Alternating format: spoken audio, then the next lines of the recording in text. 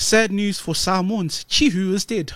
Oh my gosh. This is an article by the spin-off Chihu AI entertainment company launches with founders Rightback, Chris Tafari, and more. No good ever, I'm just going to read the prompts. No good thing ever lasts, and this week the Samoan core was lost to the corporate world forever. Everybody's heard a chihu before. Certainly, if you've ever been in the vicinity of 2 or more Samoans, you'll have heard one whether you wanted to or not. It soundtracks every sports event and school gathering, and Dwayne Johnson let out a few slightly cringe ones as Maui and Moana. But it's been copywritten. Thoughts? This is the same thing, right? Creative control. This is intellectual property as well. Can we get, like, what chihu, where does it come from? So I have a theory. I know people say it's, they say fa'umu, but I think it's, man, you're going to have to, I forgot the word. I think it's ususu. Wait, that sounds bad. It's usu something. Anyone got a Samoan dictionary? I was looking at it. Shit, I forgot. I didn't even write it down. It's funny, I typed in chihu, went straight to the AI company. Gifts! All right. It's already started. So remember, like, so they say it was a war cry, choo. But I think the original was just choo. It used to just be choo. And if you go inland in Savaii, you hear it a lot. Choo. Right. There's a bird that goes choo. Yeah, seriously. I don't know the name of it, but I reckon it's that. So over time, over time and over alcohol, honestly, like, so it's just slow. Yeah. But some people say it was shouted in the war against the Tuitonga and Steve, you know what you said before, like tiu, yeah, it's T, not C. Yeah, we don't have a C in the alphabet. Yeah. So why are you wrong about it? Yeah, because we're all bloods apparently. Tiu! The original is Tiu! Go for shit. Nah, so the old songs, you hear them at the end and they just go choo. That's it. It's just a nice little choo. And then I reckon, bro, alcohol, wars, and all that shit has just made it crazy, man. It made that whole... Like, I didn't recall hearing much of this in the 90s. Oh, bro, there was nothing. There was nothing because we all went choo. Polyfish. Hey. Right, it was only until Polyfish. And I heard a lot of choo. Yeah, it was all of that. There was no one going choo. Yeah. Should have copywritten it then. I would have been a billionaire. Yeah. It's still registered now. I mean, it's already taken. Why by should we an AI have to company. register our shit that we've been using for thousands of years?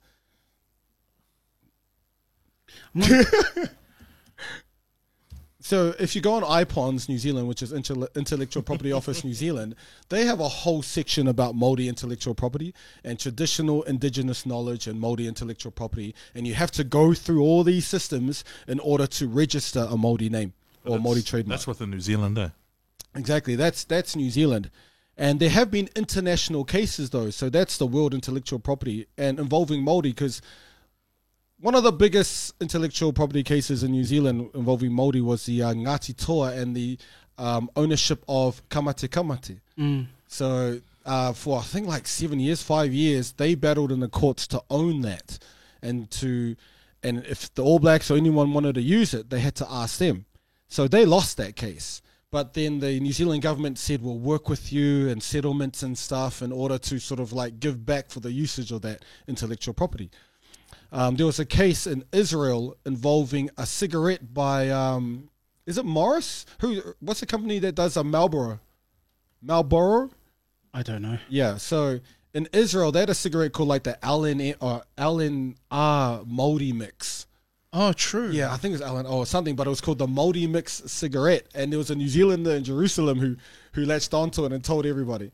So then the owner of, is it Philip Morris, the smoking company? It's one of the big ones. So he did a public apology and apologized to New Zealand Māori, and they will never do it again. This was only in 2005 or something. Oh, so it was recent. Yeah. 2005. Oh, yeah. Yes, Māori mixed cigarettes in Israel ignites row. Yeah. Philip Morris, let me just read.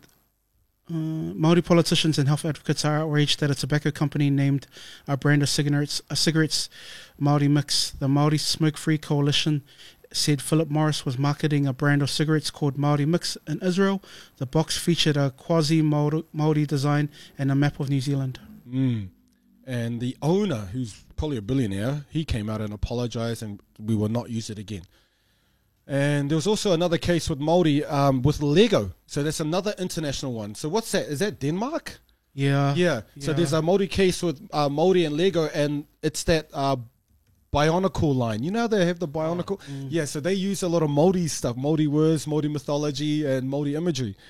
Yeah, and so there was a massive international one there. Like, they try to steal Māori intellectual property and... Māori, in early 2000s, Lego faced a controversy after using Māori language words in its Bionicle line, specifically the word tohunga.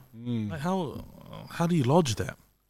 Well, the that's the thing. But the main thing, what jurisdiction are you? You have to go straight to them. That's what I've learned doing intellectual property. And you hope that they have a consciousness and they'll stop. And a lot of the big corporations will. And you just trial by... No, you go do a Dawn Reed. No, but that's pretty much all you have is you got to just go to the business. Right. Because how do you enforce that? Or you just out them on social media. Yeah, and out them on social media. And then, pressure from the people. Yes, but these were done before social media. But yes, social media now very powerful at changing, which this might change because of social media outrage. And a lot of the AI, the tech people, they're really into the woke thing, diversity and stuff will hurt them. So maybe this will change. But there are, but you know how powerful social media is? Like it moves stuff. Maybe. It might not. Because social media is what? Is tech. Is big tech at the end of the day. I see rainbows on a lot of websites, so I don't know. Maybe they're genderless rainbows. Powered by big tech. Yeah.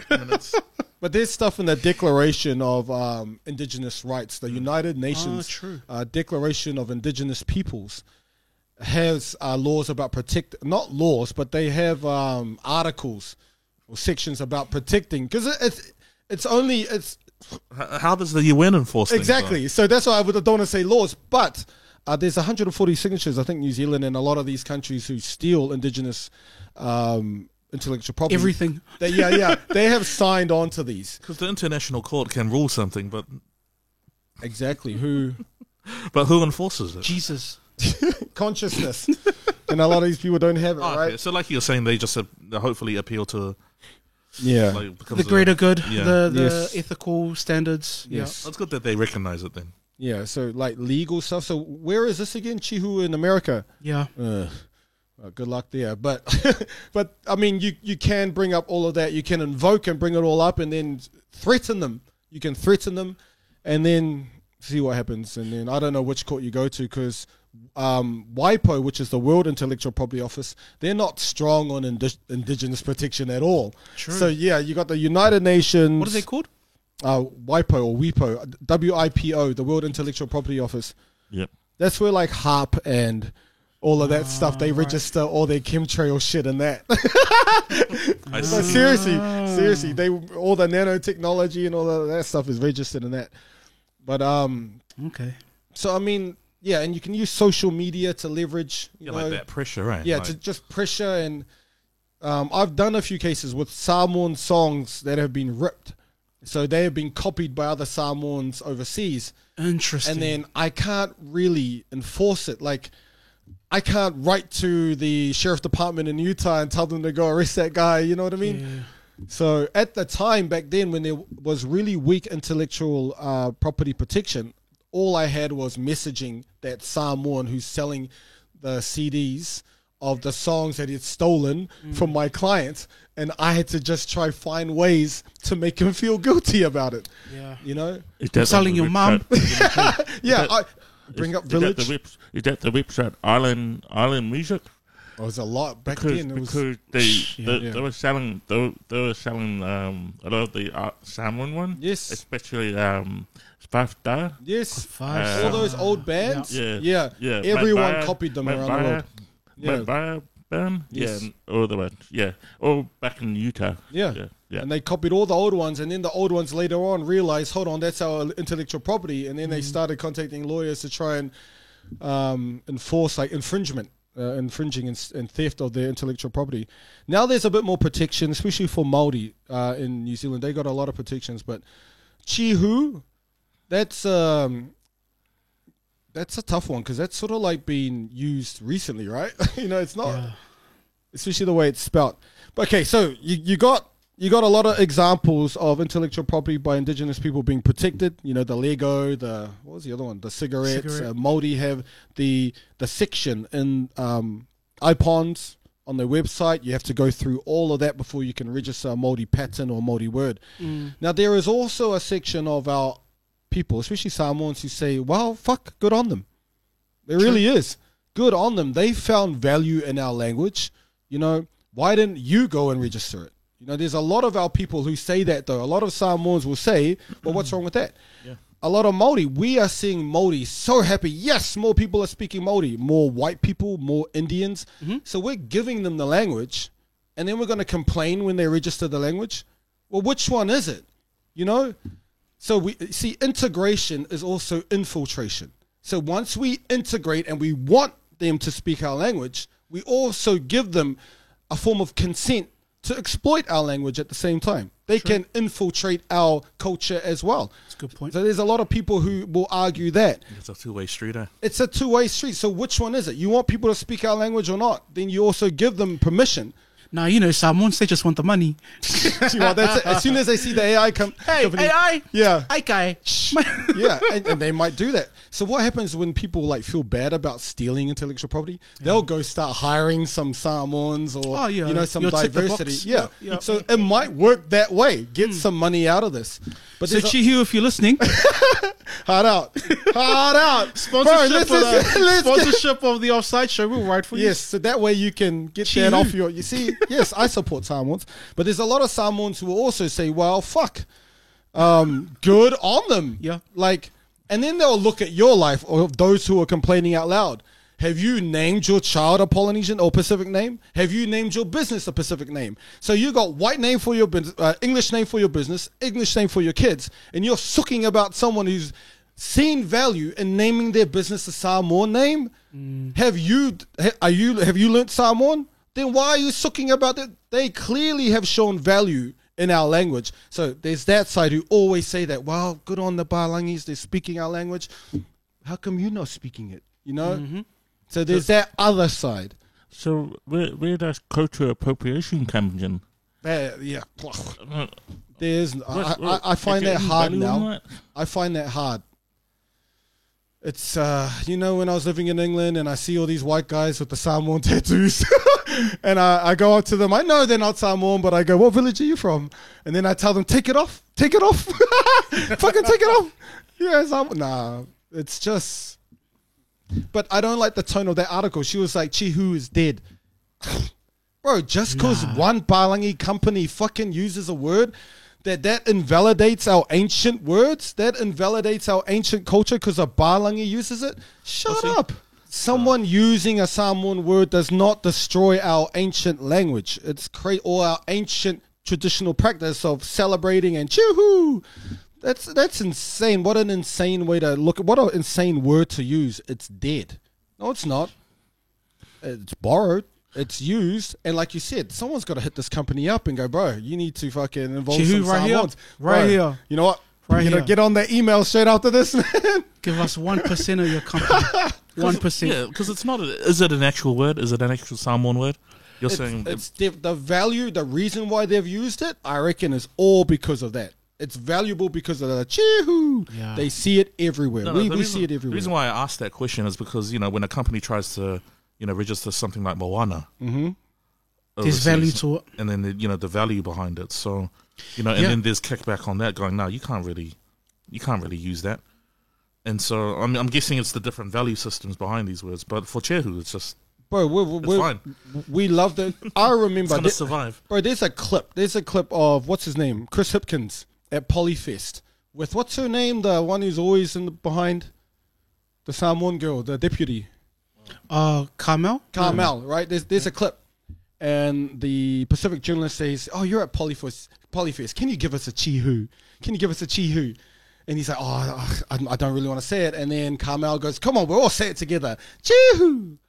Like fuck, we just give it away to everyone anyway. It's like You a know? Matai title. We give away Matai titles. We give away tattoos. We're so giving. Us Bro, people. Māori are celebrating that Indian dairy owners can speak Māori, and Yeah. no one's asking about the exploitation then. What? Yeah, I guess like the word also. Yeah. Oh, bro, it's Like, Also global, like man. Right. non-islanders using it, and I'm like, yeah, that's fine. Yeah. and I saw someone saying that they're profiting off our mana. But yeah, that's business. But I guess there's enough mana for everyone, right? There's mana for everyone. But there's Was some, it cultural appreciation? Yeah. Is that what you're? Cultural that is appreciation. what I was trying to get at, is that Samoans will say that.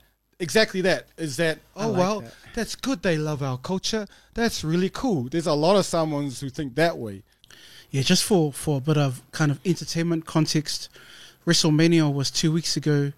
Jey Uso, who's son of Rikishi, his song opens up, Cheehu. It's just me, Us. Yeah. That's what opens up in a song. And you had a stadium of 60,000 people singing it And those tuning in from like via Netflix and everywhere. Yeah. Billion audience.